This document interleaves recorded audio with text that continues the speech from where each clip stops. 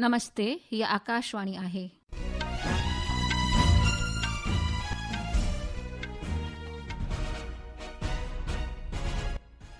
हाणे ताईं ममता खूबचंदानीअ खां देश ऐं विदेश जा समाचार ॿुधंदा। सभ खां पहिरियों मुख्य समाचार। प्रधानमंत्री नरेंद्र मोदीअ चयो त आतंकवाद ते भारत जो नज़रियो चिट्टो आहे। आतंकवाद मथां को बि मयार नथो थी सघे। कुआलालंपुर में मलेशिया जे प्रधानमंत्री अनवर इब्राहिम साण वसीह ॻाल्हि ॿोल कई। भारत ऐं मलेशिया सलामती, सेमीकंडक्टर, सिहत ऐं औषधि तोड़े तहलीम समेत मुख़्तलिफ़ खितनि में सहकार खे वधाइण जे लाइ केतिरनि ई करारनामनि ते दस्तख़त कया। झरई मंत्री शिवराज सिंह चौहान चयो त भारत अमेरिका अंतरिम वापार समझौतो झरई ऐं किसाननि जे मुफ़ादनि जी हिफ़ाज़त करे थो। गृह मंत्री अमित शाह रायपुर में छत्तीसगढ़ जे नक्सल मुतासिर खितनि में सलामती हालतुनि ऐं विकास जे कमनि जे लाइ बैठकूं कयूं। बांग्लादेश जो अॻूणे मंत्री रमेश चंद्र सेन जो दिनाजपुर जेल में इंतकाल ऐं हीरनि जे खेत्र में भारत अमेरिका वापार करार जो स्वागत कयो आहे। हाणे समाचार तफ़सीलवार ॿुधंदा। प्रधानमंत्री नरेंद्र मोदी अॼु कुआलालंपुर में मलेशिया जे प्रधानमंत्री अनवर इब्राहिम साण बाहिमय पखनि ते गुफ़्तगू कई। इन गुफ़्तगू में रक्षा ऐं सलामती संबंधनि खे हिमथाइण तोड़े आर्थिक ऐं नवाचार बांगे भाईवारीअ खे हिमथाइण ते ध्यानु मर्कूज़ कयो वियो। गुफ़्तगू दौरान ॿिन्ही पखनि केतिरनि ई समझौतनि ऐं दस्तावेजनि जी मटासटा कई। इन में आपदा इंतजाम, ऑडियो विजुअल सह निर्माण, भ्रष्टाचार निबेरो ऐं रोकथाम, सेमीकंडक्टर विकास, सिहत ऐं औषधि, स्कॉलरशिप इदारा तोड़े NPCI इंटरनेशनल पेमेंट लिमिटेड ऐं पेमेंट ऑफ मलेशिया जे विच में करार जा मसौदा शामिल आहिनि। प्रधानमंत्रीअ चयो त भारत ऐं मलेशिया जे विच में सामूंडी सलामती, रक्षा ऐं आतंकवाद सां मुक़ाबले वाबस्तु सहकार में विस्तार थींदो। हुन चयो त आतंकवाद ते भारत जो नज़रियो चिट्टो आहे। आतंकवाद मथां को बि ॿिटो मयार नथो थी सघे ऐं आतंकवाद सां को बि ठाह कोन कयो वेंदो। अचो त ॿुधूं हिकु रिपोर्ट। वैश्विक अस्थिरता के इस माहौल में भारत और मलेशिया की बढ़ती मित्रता दोनों देशों के लिए अत्यंत महत्वपूर्ण है। हमारा साझा मत है कि आज के चैलेंजेस का समाधान करने के लिए ग्लोबल इंस्टीट्यूशंस का रिफॉर्म बहुत जरूरी है। हम शांति के सभी प्रयासों का समर्थन करते रहेंगे और आतंकवाद पर हमारा संदेश स्पष्ट है, नो डबल स्टैंडर्ड्स, नो कॉम्प्रोमाइज। श्री मोदीअ चयो त ॿिन्ही पखनि जे विच में शक्ति, बुनियादी ढांचो, उत्पादन ऐं डिजिटल अर्थव्यवस्था में बाहमी सहकार बि सशक्त थी रहियो आहे। प्रधानमंत्रीअ चयो त सामूंडी पारेशरी हुअण नाते भारत ऐं मलेशिया जे विच में हिकु ख़ासि संबंध आहे। हुन मज़बूत जन संबंधनि ऐं मलेशिया में प्रवासी भारतीयुनि जी हाज़िरीअ जो ज़िक्र कयो। हुन चयो त AI सेमीकंडक्टर, सिहत ऐं खाद्य खुराक सलामती खेत्र में बि सहकार वधाईंदो। मलेशिया जी 2 ॾींहनि जी यात्रा मुकमल करण खां पोइ प्रधानमंत्री नरेंद्र मोदी दिल्लीअ लाइ रवानो थी चुकियो आहे। झरई मंत्री शिवराज सिंह चौहान भारत अमेरिका वापार समझौते ते कांग्रेस जी मजमत जे जवाब में चयो त ही समझौतो झरई ऐं कुर्मियुनि जे मुफ़ादनि जी मुकमल तौर ते हिफ़ाज़त कंदो आहे ऐं ख़ासि झरई पैदावार शयुनि खे इन में शामिल कोन कयो वियो आहे। अचो त ॿुधूं हिकु रिपोर्ट।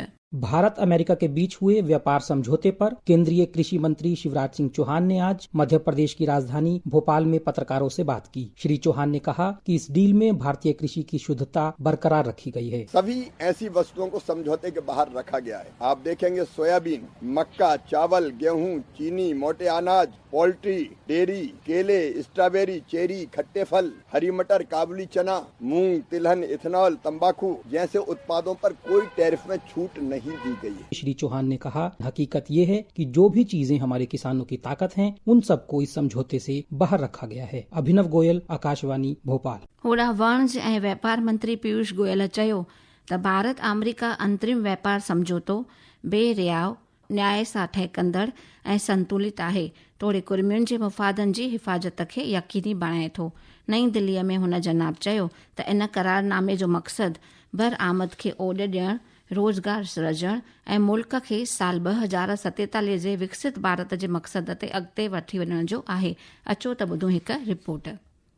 50% की जो रेसिप्रोकल टैरिफ भारत के निर्यात के ऊपर अमेरिका में लगती थी, वो अब मात्र 18% लगेगी और 18% जितने देश हैं जिनके साथ हमारा स्पर्धा रहती है उन सभी देशों से कम है और आगे आने वाले दिनों में हमें और हमारे निर्यातकों को बहुत लाभ देंगे।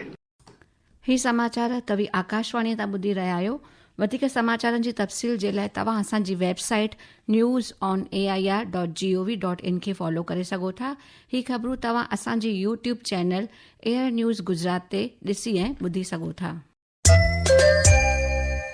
गृह मंत्री अमित शाह रायपुर में छत्तीसगढ़ जे माओवादी मुतासिर खितनि में सलामती इंतजाम ऐं विकास योजनाउनि जो जाइज़े लाइ केतिरियूं ई ऊच सतह बैठकूं कयूं। असांजे खातूअ ॿुधायो त इन्हनि बैठकुनि में मर्कज़ ऐं राज्य सरकार जे आला अॻवाननि तोड़े सलामती एजेंसियुनि जे अमलदारनि शिरकत कई। मर्कज़ी सरकार पारां हिन साल 31 मार्च ताईं मुल्क खे नक्सलवाद जी तकलीफ़ मां मुक्त करण वारे संकल्प जे मद्देनज़र अॼु रायपुर में मर्कज़ी गृह मंत्री अमित शाह जी सदारत में जारी बैठकूं अहमियत भरियूं मञियूं वयूं।